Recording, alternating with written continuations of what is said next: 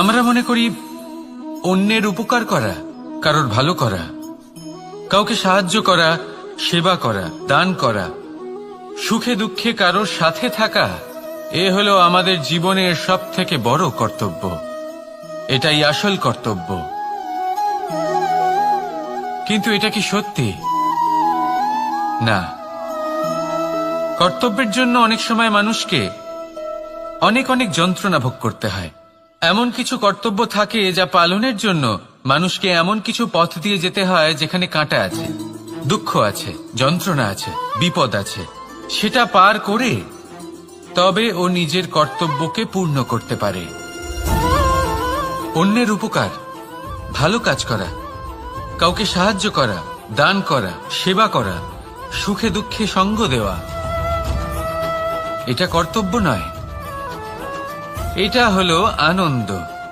কারণ এতে আপনারই জীবন আরো সুখময় হবে, আপনি আরো সুখ পাবেন, আপনার স্বাস্থ্য আরো ভালো হবে, আপনি জীবনে আরো ভালো ভালো মানুষ পাবেন।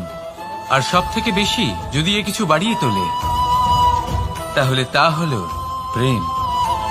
তাহলে একে কর্তব্য মনে করবেন না, এ হলো শুধুই সেই পথ যাতে অগ্রসর হয়ে আপনি নিজের জীবন অত্যন্ত সুখময় করে তুলতে পারবেন। তাহলে আপনি এটাই করুন আর আমার সাথে ভালোবেসে বলুন, রাধা রাধা। আপনি কখনো একটা পর্বতকে দেখে থাকবেন। দিনের বেলায় যদি দেখেন এই পর্বতকে কত সুন্দর দেখতে লাগে, এত বিশাল এত সুন্দর প্রকৃতির এই দৃশ্য দেখে মনে শুভ চিন্তার উদ্ভব হয়। এবার সেই পর্বতকেই আপনি অন্ধকারে দেখুন, ততটাই ভয়াবহ মনে হয়। এবার এটাই হয় মানুষের সাথেও, আর এটাই হয় অন্য কোনো স্থানের সাথেও। এবার এর কারণ কি? তাহলে কি মানুষের রূপ, তার ব্যক্তিত্বের কোনো মাহাত্ম্য নেই? না, এরকম কখনোই নয়। এর সমস্ত কৃতিত্ব পায় প্রকাশ। শুধুমাত্র এই প্রকাশই আপনার গুণকে, আপনার ব্যক্তিত্বকে, আপনার রূপ আরো উজ্জ্বল করে সংসারের সামনে নিয়ে আসে। তাহলে আপনিও অন্ধকার থেকে প্রকাশের পথে অগ্রসর হন, সেই মানুষগুলোর দিকে অগ্রসর হন, সেই দিশায় অগ্রসর হন যা আপনার ভেতরের গুণগুলিকে, আপনার ব্যক্তিত্বকে সংসারের সামনে আনতে পারে। যদি আপনি তা করতে পারেন তাহলে আপনি জীবনভর সুখী থাকবেন। আসুন আর আমার সাথে ভালোবেসে বলুন, রাধা রাধা। আপনি কখনো সূর্যের আলোকে নিজের হাতের মুঠোর মধ্যে রাখার চেষ্টা করেছেন? আপনি নিশ্চয়ই জানেন যে সেটা সম্ভব নয়। আপনি জলকে কখনো বেঁধে রাখার চেষ্টা করুন, সেটাও সম্ভব নয়। কিন্তু যখন এই সূর্যের প্রকাশ, এই উত্তাপ পৃথিবীতে আসে, তখন ধরিত্রী কি করে? সে সমস্ত বনস্পতির মধ্যে তা ভাগ করে দেয়, তাদের বিকাশের সহায়ক হয়ে ওঠে। আর এই ধরিত্রীকে পুজো করা হয়, একে ধরিত্রী মাতা বলা হয়। সেই রকমই চন্দ্রমা রাত্রে যখন উজ্জ্বল হয়, নিজের আলো বিকশিত করে, তখন পথচারী পথিককে তার পথ দেখায়। সেই জন্য চন্দ্রমাকে দেবতা বলা হয়। ঠিক সেইভাবেই আপনি কখনো এই প্রকৃতিকে বেঁধে রাখার চেষ্টা করবেন না। একে আগলে রাখতে শিখুন, একে ভাগ করে নিতে শিখুন, ঠিক প্রেমেরই মতো। এই প্রেমকে কখনো নিজের হাতের মুঠোয় আবদ্ধ করার চেষ্টা করবেন না, বরং একে মন খুলে ভাগ করে নিতে শিখুন। এটা যদি আপনি শিখে নিতে পারেন তাহলে নিজেকেও প্রসন্ন রাখতে শিখে যাবেন, অন্যদেরও প্রসন্ন রাখতে শিখে যাবেন। আসুন আর আমার সাথে ভালোবেসে বলুন, রাধা রাধা। দুঃখ কি, ভয় কি, এদের কিছুটা এইভাবে ভাবা যেতে পারে। জীবনে যখনই আপনি কিছু একটা লাভ করবেন, তখন সেটা হারানোর ভয় তার সাথেই চলে আসে। যেমন আপনি যদি ধন অর্জন করেন, ধন হারানোর ভয় তার সাথেই চলে আসে। সম্পত্তি অর্জন করলে সেটা লুট হবার ভয় তার সাথেই চলে আসে। আর এটা জীবনের সাথেও হয়। যেই মুহূর্তে আপনি জন্ম নেন, মৃত্যুর ভয় তার সাথেই চলে আসে। জন্ম না নিলে মৃত্যু কিভাবে হবে? মৃত্যুর ভয় কোথা থেকে আসবে? এবার এই ভয় কি সেটা আপনাকে বুঝিয়ে বলি। এই ভয় যদি মনের মধ্যে থাকে, জীবনে থাকে, তাহলে যা কিছু লাভ করবেন সুখ, সম্পত্তি, সুবিধা, ধন, এইগুলি লাভ করার একটা আনন্দ থাকে, এদের সাথে জীবনযাপন করার একটা আনন্দ থাকে। এই ভয় সেই আনন্দ আপনার থেকে কেড়ে নেয়। ধরে নিন কাল আপনার মৃত্যু হতে চলেছে। এবার কালকের মৃত্যুর ভয় আজই মনে পুষে রাখলে তাহলে এই ভয় আজকের সুখ, আজকের শান্তি আপনার থেকে কেড়ে নেবে। ভয় এটাই করে। সেই জন্য মনে রাখবেন, ভয়ের সঙ্গ আপনি ত্যাগ করে দিলে জীবন যাপনের যে সুখ তা চিরকাল আপনার সাথে থাকবে। আসুন আর আমার সাথে ভালোবেসে বলুন, রাধা রাধা। আপনি কখনো কোনো পর্বতে চড়েছেন? কথায় আছে, যখন আমরা পর্বতারোহণ করি ওপরে ওঠার সময় দুর্ঘটনার সম্ভাবনা কিছুটা কমে যায়। সেখানেই যখন পর্বত থেকে নিচে নামি তখন দুর্ঘটনার সম্ভাবনা অত্যন্ত বৃদ্ধি পায়।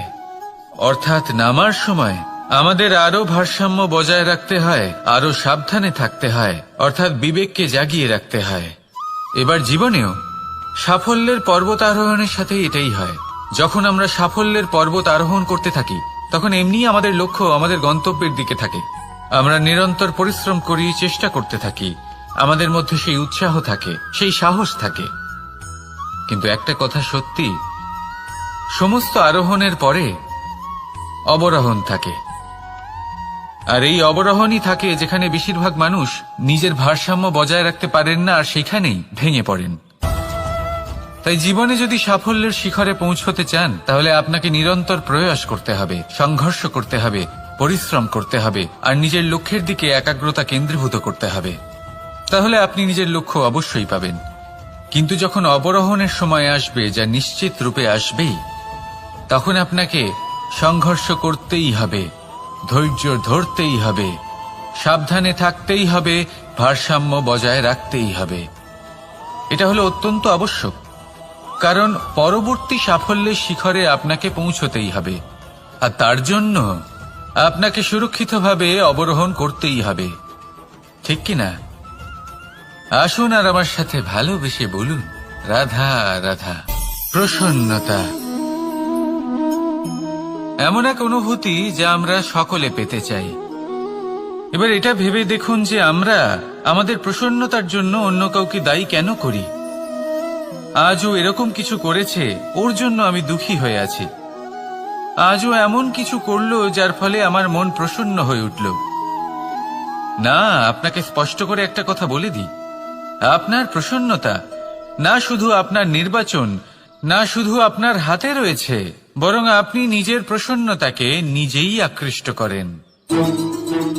এই ফুলগুলিকে দেখুন, এই ফুল এর সুগন্ধ ছড়ায়, আর এই ফুল নিজের দিকে কীট পতঙ্গদের আকৃষ্ট করে। এবার দেখুন কীট পতঙ্গ কাদের আকৃষ্ট করে? গিরগিটি বা ব্যাঙ, এরকম কিছু প্রাণীদের। এবার এই যে ফুল, কীট পতঙ্গের জন্য এই যে ফুল, তার বিকাশ হয়, এ আরো প্রস্ফুটিত হয়, ওর বংশ আরো বৃদ্ধি পায়। তাই এর তাৎপর্য হলো সহজ, ফুল উচিত ব্যক্তিকে নিজের দিকে আকৃষ্ট করে। এবার কীটপতঙ্গের কথা বললে তারা কাদের আকৃষ্ট করে? তাদেরই যারা তাদেরই শিকার করবে, খাদ্যরূপে গ্রহণ করবে। এবার কাকে আপনি নিজের দিকে আকৃষ্ট করতে চান তার নির্বাচন আপনারই। আপনি কি প্রসন্নতাকে নিজের দিকে আকৃষ্ট করতে চান নাকি অপ্রসন্নতাকে করতে চান, তার নির্বাচন আপনারই। আপনি জীবনে যা কিছু পাবেন, সুখ, দুঃখ, আশা, নিরাশা, প্রসন্নতা, অপ্রসন্নতা, সবই হলো আপনারই নির্বাচনের পরিণাম। তাহলে সঠিক নির্বাচন করুন আর আমার সাথে ভালোবেসে বলুন, রাধা রাধা। ঘূর্ণিঝড়, যখন এই ঘূর্ণিঝড় আসে তখন প্রচন্ড বেগে হাওয়া বয়ে চলে। সেই সময় এমন কিছু বৃক্ষ আছে যা কঠিন হয়ে দৃঢ় হয়ে দাঁড়িয়ে থাকে। সেই গাছ যা 10 বছর ধরে বা সহস্র বছর ধরে দাঁড়িয়ে থাকে, তাদেরকে আপনি খুব সহজে নাড়াতে পারবেন না। কিন্তু ঘূর্ণিঝড়, এর প্রভাব এতটাই তীব্র হয়, এর হাওয়াতে এতটাই প্রবল শক্তি থাকে যে এই বৃক্ষগুলিকে উচ্ছেদ করে, সেই বৃক্ষ নষ্ট হয়ে যায়। এবার এমন কিছু বৃক্ষ থাকে যাদের কাণ্ড নমনীয় হয়, খুবই নরম হয়। সেই জন্য যখন জোরে বাতাস বয়, কোনো ঘূর্ণিঝড় আসে, তখন এই বৃক্ষগুলি ঝুঁকে যায়, আর যখন এই ঘূর্ণিঝড় চলে যায়, শান্ত হয়ে যায়, তখন ওরা আবার দাঁড়িয়ে পড়ে। এবার এটাকে আপনি কি বলবেন? কি বুঝবেন আপনি? সুযোগ সন্ধানী? না, বরং এটাই হলো প্রকৃত আদর্শ। যখন আপনার সামনে এমন কেউ থাকেন যিনি আপনার থেকে অনেক শক্তিশালী, তখন তাকে সম্মান করা আপনাকে শিখতেই হবে। তাই মনে রাখবেন, এই সংসারে যখনই দুই শক্তির একে অপরের সাথে সংঘর্ষ হয়, শুধুই বিনাশ হয়। কিন্তু যখন শক্তির সাথে আসক্তি মিলিত হয়, সেখানে সুরক্ষা থাকে, সেখানেই কিছু নির্মাণ হয়। তাই আসুন আর আমার সাথে ভালোবেসে বলুন, রাধা রাধা।